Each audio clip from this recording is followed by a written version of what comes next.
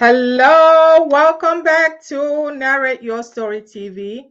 I am super excited that you have joined us today, and I cannot wait to share what we have going on today. This is the show that we do every Monday at 9 p.m. Pacific Standard Time. So, who's talking to you? I am your host, Dr. Christy Iwuchukwu, coming to you every Monday to share information, to share strategies and tools on how to up-level your business.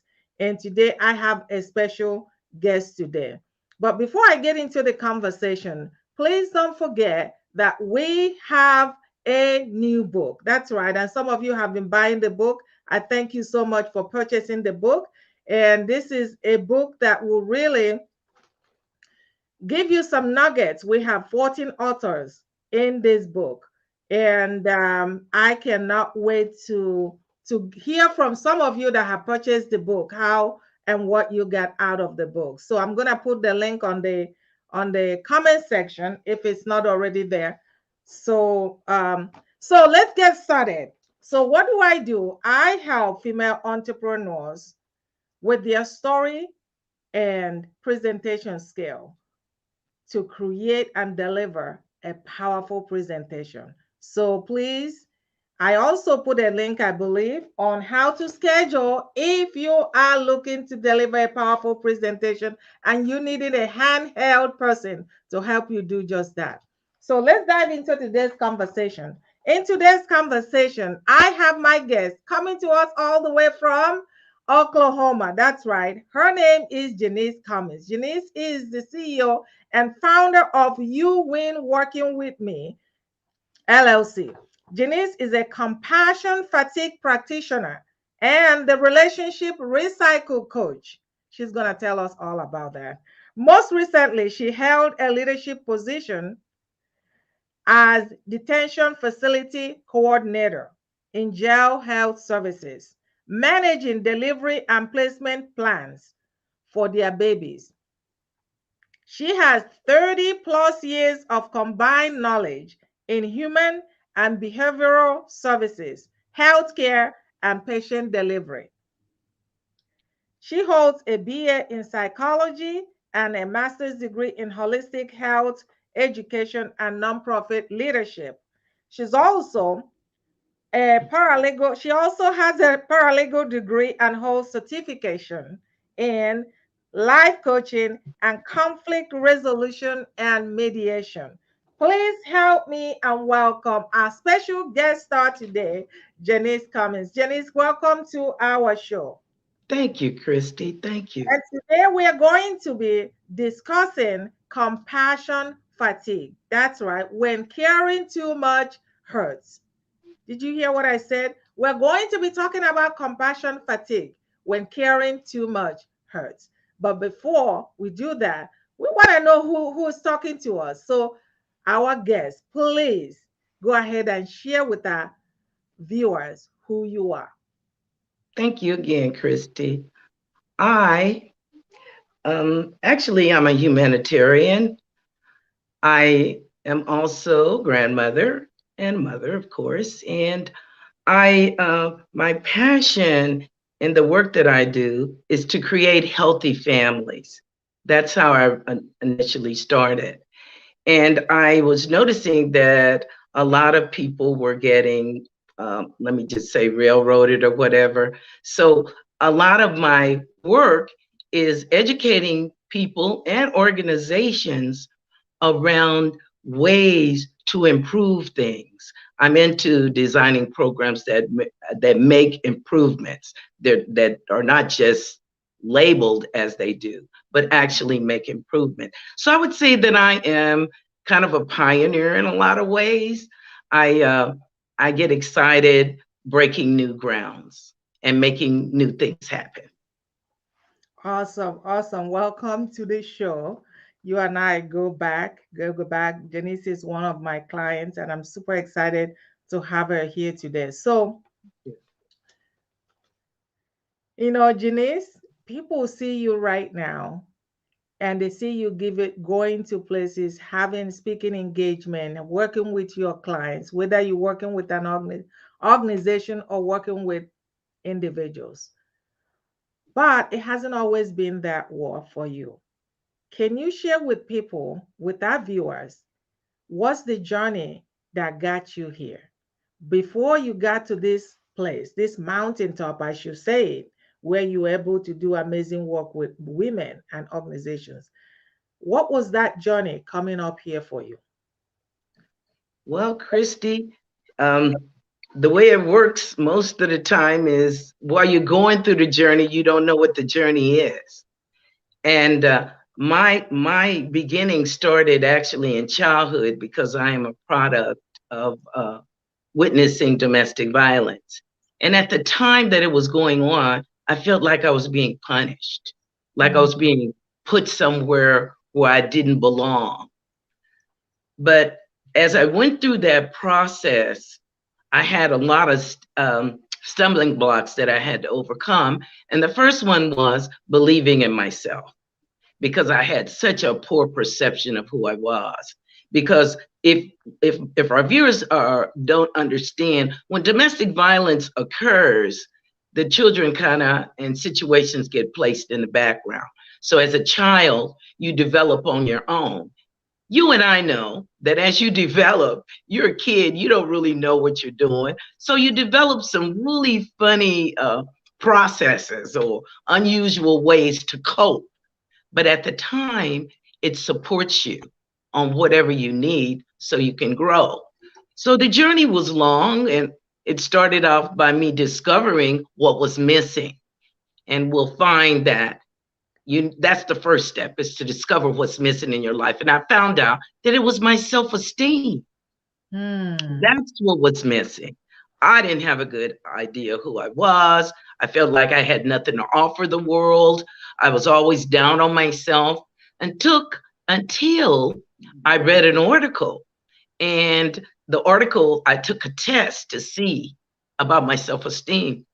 And I said, God, I missed every question on there. wow. So the first process was discovering what was missing in my life, and that was my self-esteem. But as you and I know, that doesn't complete the journey. There are other steps that have to be taken because you have to go the whole cycle to come to where you're supposed to be. So I didn't exactly get it, but I did start stepping out, start singing, start writing poetry, start doing things that I before didn't feel that I was competent enough to do. So as fate would have it, I just kept traveling on and traveling on. And I'm going to cut this short, but I wound up in a domestic violence um, environment where I was the program coordinator. Wow. Little did I know that I had been abused because I had uh, forgot about it because I wasn't around it anymore. And if you think just because you're not around something no more, and you haven't dealt with it, that it's still there. It's still there until you address it. I had to address it. I had to. There was no more room under the carpet to stuff it and pretend that it didn't happen anymore. So it starts spilling out all over the place, right? So I had to take a year off. And in that year, I worked diligently to get to the bottom of what was going on with me. But Wow. truthfully, it's an ongoing journey.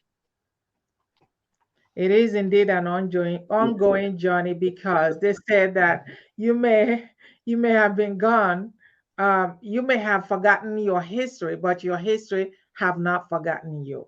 Amen, Because amen. absolutely, you may have forgotten your history, but your history have not forgotten you. And you put it so well. In this book, the book of the Almanac of the Rising Stars, I talk about on uncovering your uniqueness, and you talk about it until you were able to embrace who you are and be comfortable in your own scale. That's when you begin to see that you have value, that you have things to offer other people. When you began to unpack your story, which is what I help women that I serve do, unpack your story, because in that story is the lesson that you are created to help other people, whether the lesson is coming from your skills, from your expertise, or from who you are, from your life experiences. All those experiences that you have, God doesn't make any mistake. Those experiences are what you are supposed to offer people. And that's why I love talking to you today, because when we get into the compassion fatigue and what impact it has with people, how that affects people in their personal life as well as in their business. No other person can do it better than you can.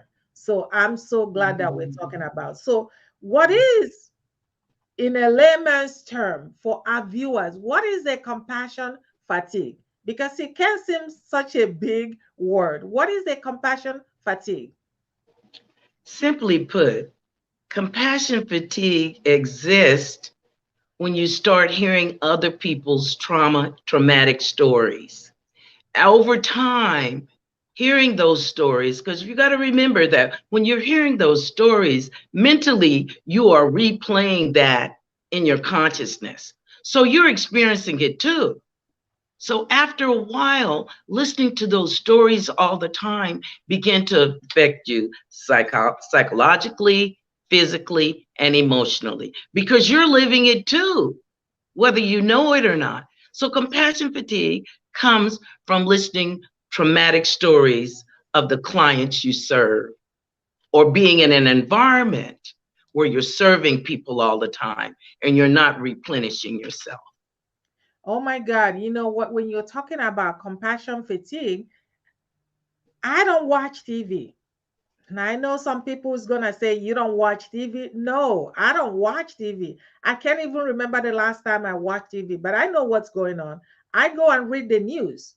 I read the news, and that's all that I need to know. And oftentimes, watching the television, you can get a lot of junk inside of you. Yeah. And I said to myself, I don't need it no more. I'll go and read the news, find out what's going on, pick and choose what I'm going to read, and that's just about it. Okay. Because subliminally, even though you don't think it's going in subliminally, it's going in. And rather than you thinking about positive stuff, those images start playing in your head. And sometimes you don't even know what's wrong. You don't even know what's wrong. So you are absolutely right. That confirms that I don't need to have the news. I don't need to have the TV on to know what's said in the news. That I can go and read it. So I'm cool. I'm okay. I'm okay. So what do you see? We are in a hard times right now with the Right. pandemic and what's going on. This has become our new normal. This has become our new normal. We are learning to do things differently now than we have ever thought possible. But here comes pandemic and we have no option. Who knew that high school, even the elementary, that they will be schooling online No. and they will be schooling online? Who thought that companies have no option but work at home for the most part, right? So, because of the time that we're currently in, Mhm. it presents a lot of challenges for a lot of people. And when we talk about people in the healthcare industry, for the most part, I can't even imagine the doctors, the nurses, all of them that work in the healthcare industry where they constantly have to talk to patients, the trauma, the emergency room, and they have no choice. And sometimes they work 60, 80, or even more hours doing it. And even businesses as well, because now some people are laid off. And even if they are not laid off, companies that still have people, some people are resigning as a result of pandemic, finding out, oh, I can stay home and make my own money and still see my children and still go to PTA meetings and still spend time with friends and family and still make the same amount of money or even Mhm. more money than I was making, right? So something good came out of pandemic. And some companies are having to have employees work around the clock because Right. people, they don't have enough people to work. So it affects us in various ways, and the impact is huge.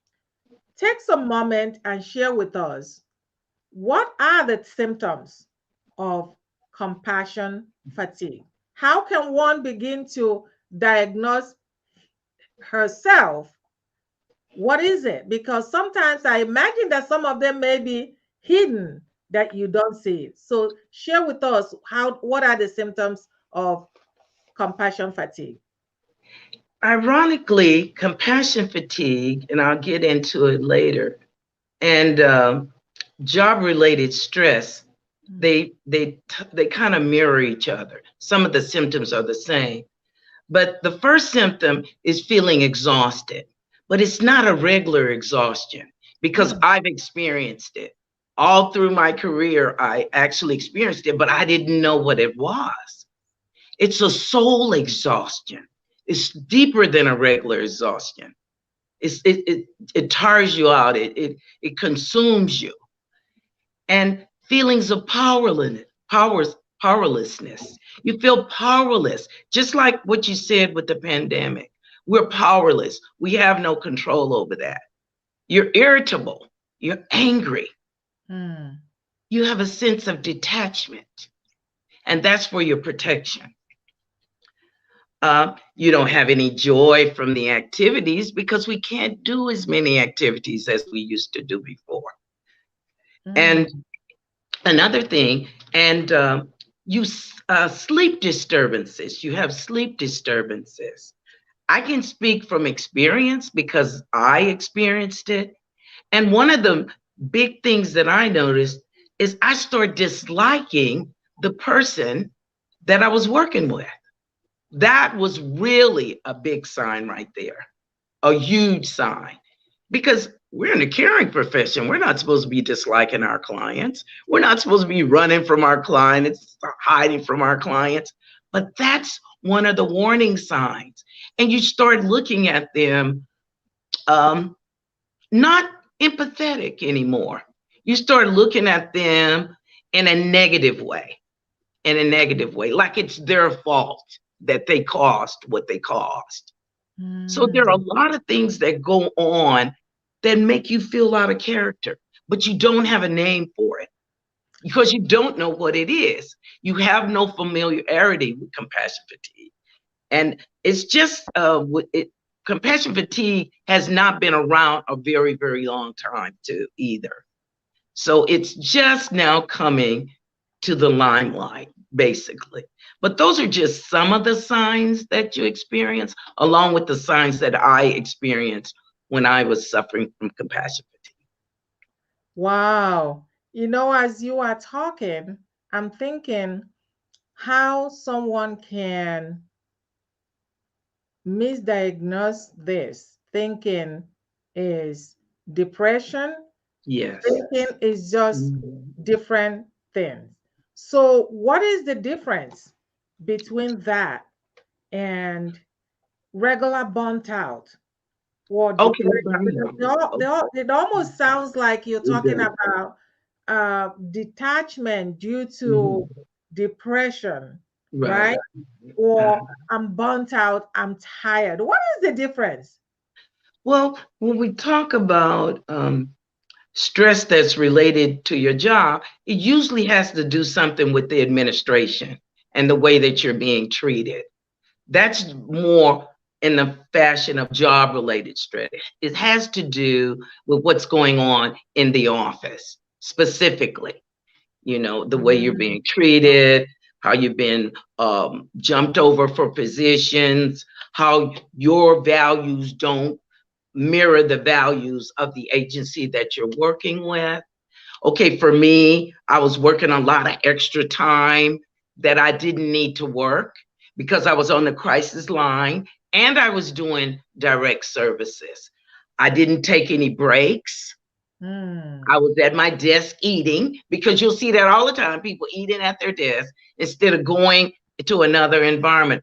All of those play a big part Oh, in, wow. in job related stress and compassion fatigue, but mostly in compassion fatigue, because you have to take time for yourself or else it's going to overload you. It's going to overload you. I think I get it. I'm getting it because it's almost like when you're working with that client that you know they've paid you, but at a point you don't even like, you might as well say, take your money back. I'm done. Right? But you Right. know you have to complete what you started. But you have that client, you may have that client, oh my God, an hour, few minutes before the time, you something is going on emotionally, right? Right. Right. Something is going on emotionally. It's either they are complaining too much, it's either Right. Right. they're there but they're not present, and you feel like you're wasting your time. But you know, I know. I know what you mean. so at that point, that's when you probably, and there's nothing wrong with it.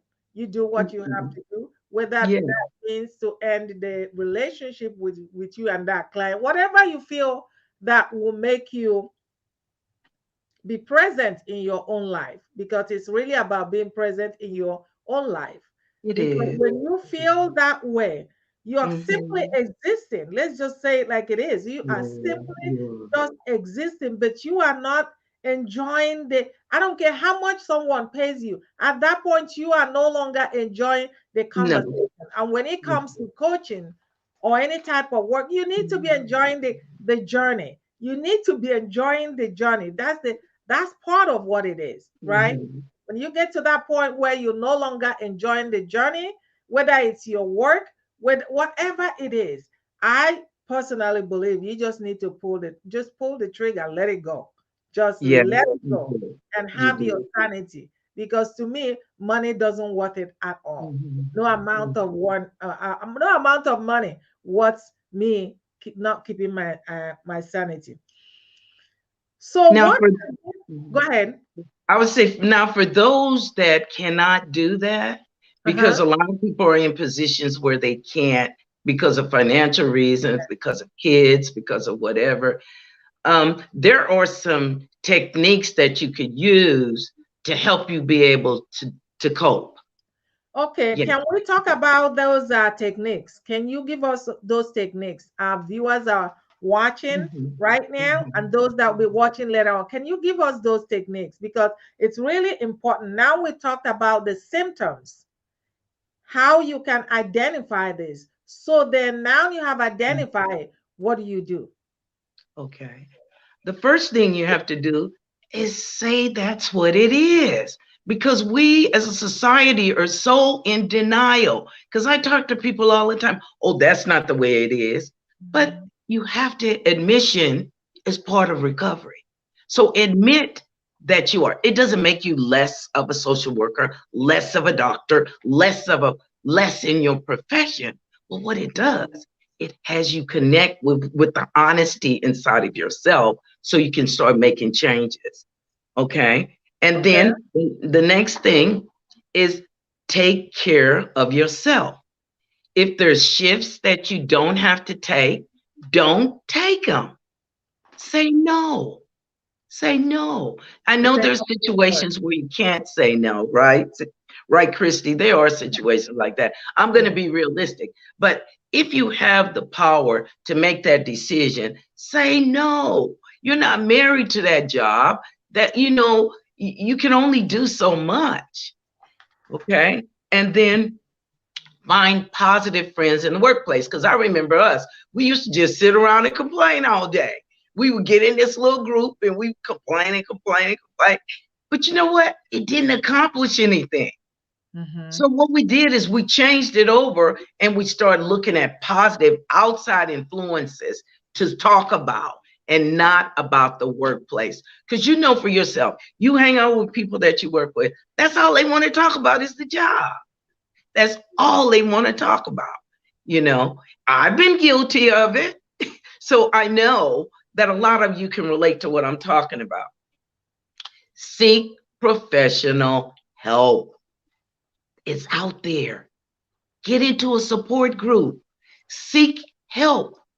because you can't do it alone. I think we created a society of individuality where we think we can master everything. We can't. We're not like that. We weren't made to be like that. So seek out individuals that are positive, individuals and groups, and professional help. Okay. Last but not least, one of my things, be patient with yourself. If you're not getting it fast enough, so what? You'll get it. You'll get it. But try to, for me, you have to separate yourself from the job. And you may need to take a couple of days off. Take your days off. Don't work those extra holidays to get that extra money that's going to cost you in the long run. As you are talking, I'm laughing because I remember those days when we have to go, you go into school, you pay, but that's kind of different. I think Yeah, that's super. people can misunderstand, and that's what I said earlier, compassion fatigue, between compassion fatigue and being overwhelmed. Now, Yes. those are two different things because Mhm. compassion fatigue, it has to do with your emotion, has to do with, Mhm. it really has to do with your emotion. It has to do, you're exhausted on another level. You're Yes. exhausted on another level where those things that people are saying, whether it's the trauma, whatever Mhm. it is, or like it's getting into your psyche now. It's no Yeah. longer about getting overwhelmed. Now it's getting Mhm. into your psyche. That's what I think is the difference, Oh as you yeah. so Oh yeah. eloquently put it. Mhm. Mhm. And you said, and we know this, there's sometimes there's no getting away from it, especially if you're a doctor. There's no getting Mhm. away from it, right? Mhm. That's why I got a chance to watch one time a doctor who's been a doctor, I think 7 years or so, being a doctor, was so miserable being a doctor. And all he wanted to be was a chef. And he was good at it. Making, I mean, he's a multi-million dollar chef, right? But you can just see his face, the joy, because he puts out, I saw the picture before and the picture after, right? And I'm Mhm. not sure whether in his own case it was what he was seeing in the hospital, that in what he was seeing in his job that was making him feel that way, or just like some of us, you go to school because if I go to school and become a doctor, I'm going to have a job. If I go to school to become a lawyer, I know I'm going to have a job, and so on and so forth. But you do it, but that's not really where your heart is, but that's what's gonna bring the income, income, income, and put food on the table. That's why some of us, by the time we're getting ready to retire, later, later in our life, we are looking for something that really fulfills us, right? Yeah. Yeah. Something that fulfills us, and so Mhm. sometimes you just do have to do what you have to do. But like you put it, Mhm. you have four things. Number Mhm. one, you say admit that you have a problem. Admit it. And number two, you say take care of yourself. Number three, you said seek professional help. And what was the what is one I'm missing one? Learn to say no. That Learn to is one say of the things no. that I really want to, and be patient with yourself. Because, lots of times they offer you these shifts. You don't really need that money that bad. But sometimes, what I notice what happens is that when you get locked into the job, it's difficult to separate yourself from it. You want Ooh. to sit at the desk, you want to make your calls, you want to be the savior for everybody, because the office doesn't function without you. But clearly it can. Clearly Yeah. it can. Because it was functioning before you came there. But I think you just caught up in this cycle and you can't get out of it. We just caught up in a cycle and you can't get out of it. So this is this is your area of expertise. Mhm. This is your genius. You've worked in this arena for over 30 years.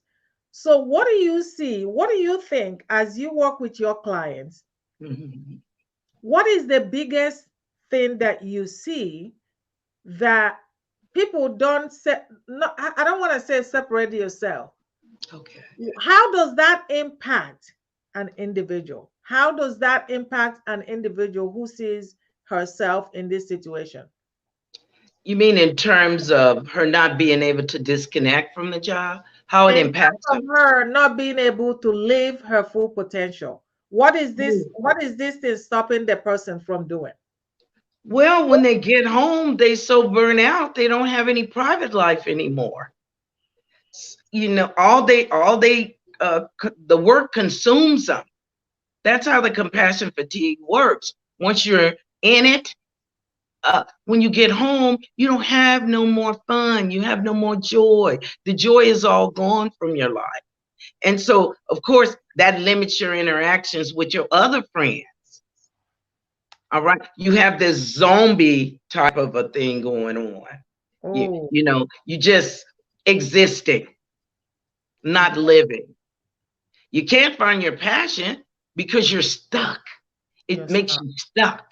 That's the biggest problem when you start experiencing compassion fatigue. And another thing is a lot of times misdiagnoses from physicians and healthcare professionals happen because they're in this zombie state and they're disconnected from their clients. So there's a lot of things that occur in your private life, in your work life, that um, makes your service delivery to your clients Mm. inadequate, totally inadequate. And So that's when caring too much hurts. That's exactly what it is. When caring too much hurts, it serves nobody. it does. It It's serves really, nobody. And I didn't even know this has to be that, it can be diagnosed. I just, in my own way, mhm, I thought that they're all overwhelmed. That I mhm, put it under that category, overwhelmed. mhm, But mhm, now I'm learning there's a difference between just being mhm, a regular overwhelm, you're tired. You're tired, you want to rest, mhm. right? Versus your spirit is gone, like It's from gone. head to toe. Yeah, Your it's spirit gone. is gone. You're Mhm, there, just completing the hours, but you're not there. And guess what? The people that you are serving are not getting all of you. They are not getting the they're full, not. they're not Mhm, getting the full benefit. They're not getting the transformation, which is so important. The people that you are serving are not getting mhm, the transformation. And I was talking about what if you were a coach and you have that client that every time it's time for coaching, every time that it's time for coaching, whoo, like, yeah. do I have Okay. to do it again? You Right? As a result, yes, you are giving the person, your client, mhm. something, Yes, but you it are. may not be the full transformation. Right. That's what I Mhm, was saying at a point. When it gets to that point, it's okay to say, but it has to be on your contract as well. mhm. That, It has. I don't think that this is going to serve any of us, Mhm, right? If mhm. whatever you have to do, whatever you feel comfortable, again, it has to all be in the contract. You need to do it to serve both of you, because by you identifying Mhm. and accepting, I think that's the most important thing, Yes, is it is. identifying and accepting. And I think part Mhm. of the reason we don't accept it, we go back to mental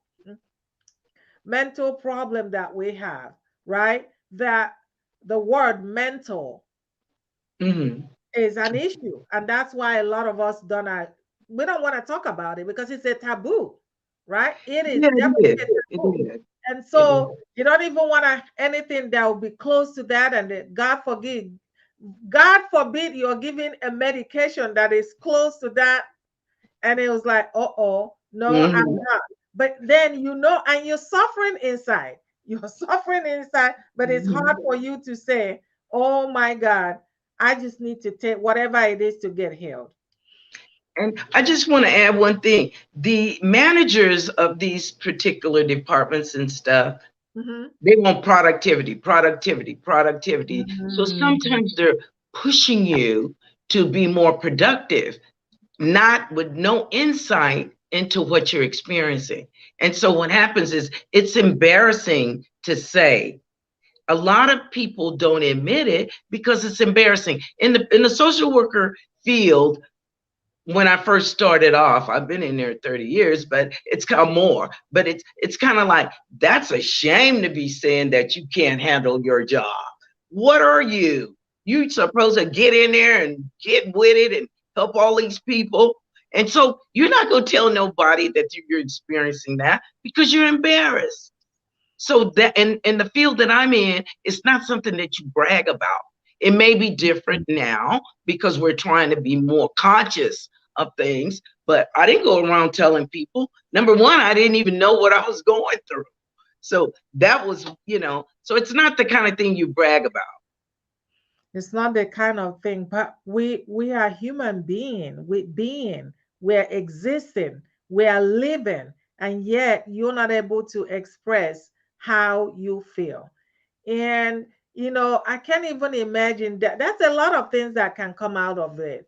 People will Mhm. get sick, Yes. and if you're working in those places where they need you, like hospitals, right? Mhm. People Mhm. call in sick every single time Yeah. because that's what they're done. They're Mhm. making a lot of money, but they don't, at the point where you don't even care about the money. You That's don't what care about the you money. don't even care about the money. Yeah. And you oh my goodness, oh my goodness. Mhm. So then Mhm. in working with your clients, Right. in working with your clients, what are what do you think are the number one thing that most of them complain about? Like zoning on that one thing, zoning on that one thing that they all complain about, most of them complain about. Um, a lot of times it's anxiety and depression because that does go into the realm of the compassion fatigue too. They talk about how their life their life the private life that they had before doesn't exist anymore.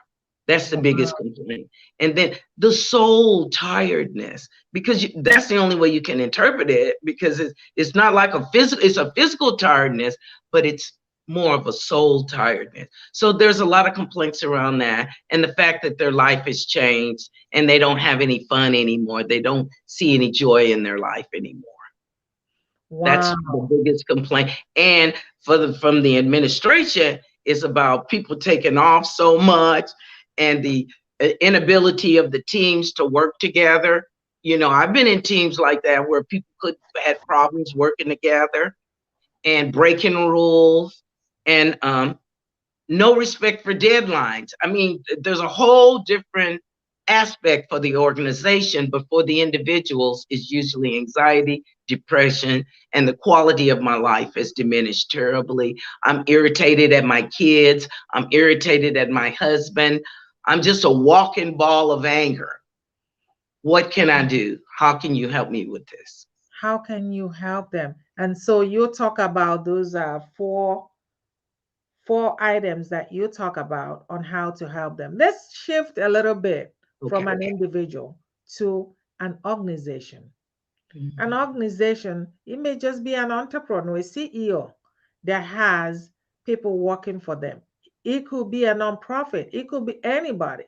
But let's Mhm. talk about the organization itself. What is it costing the organization? We talked about what it's costing an individual.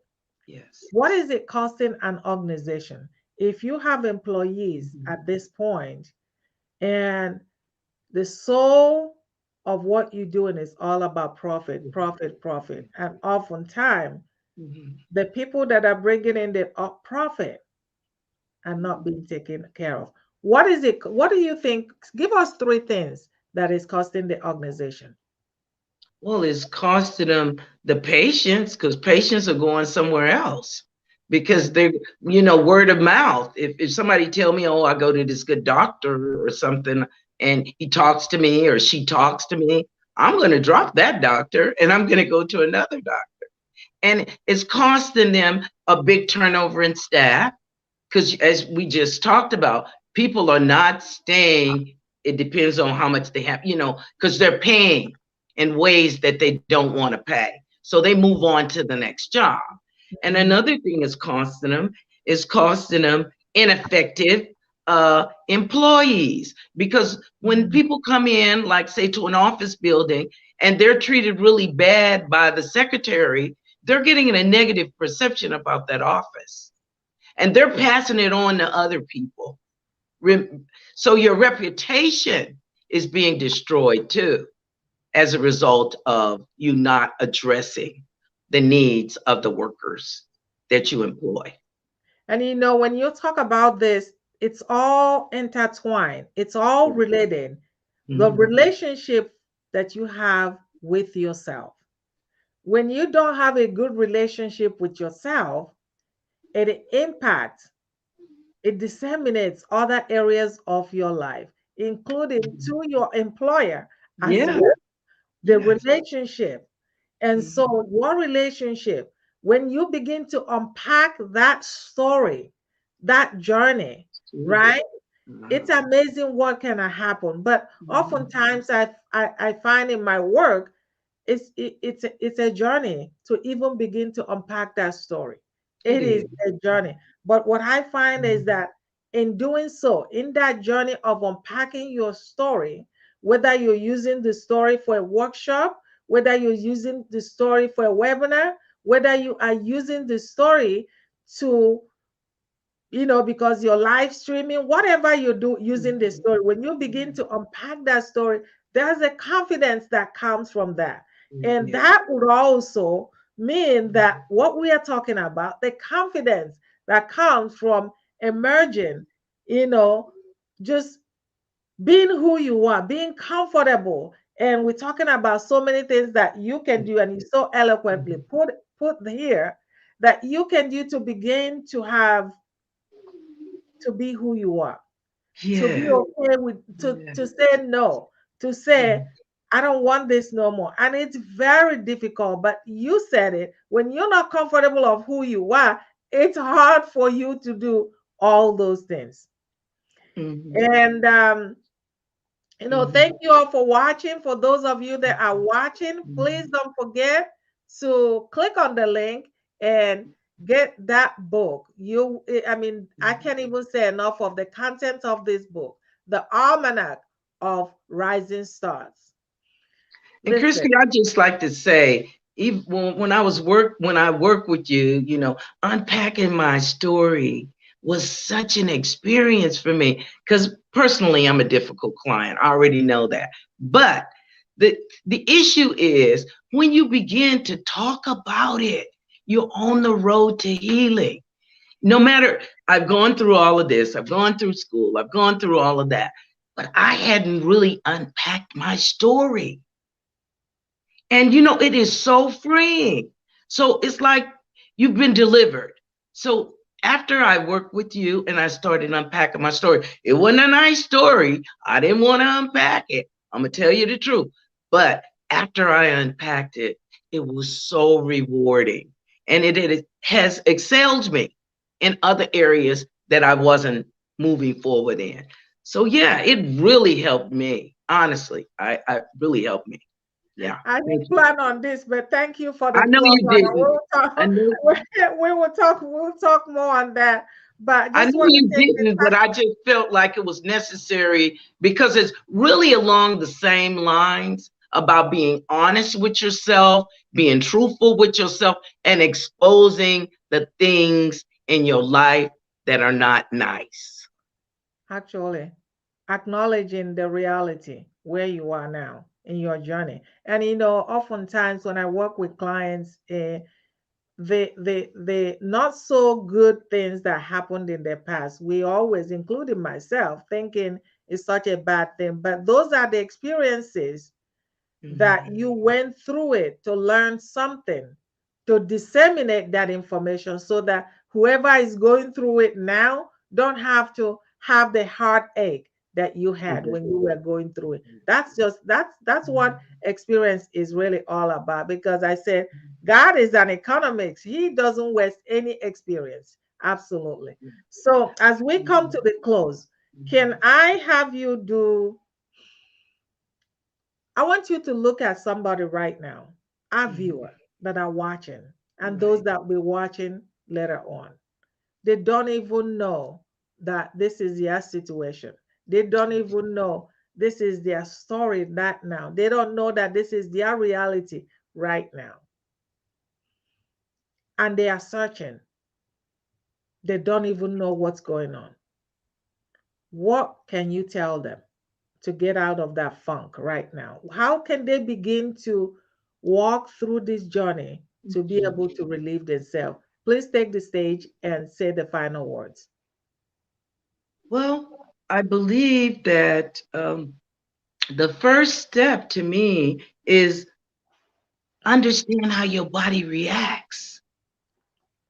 Start paying attention to the warning signs that your body is reacting. And when the body reacts, you look at three things. You either ignore it, you medicate it with drugs or food or whatever, or you shut down.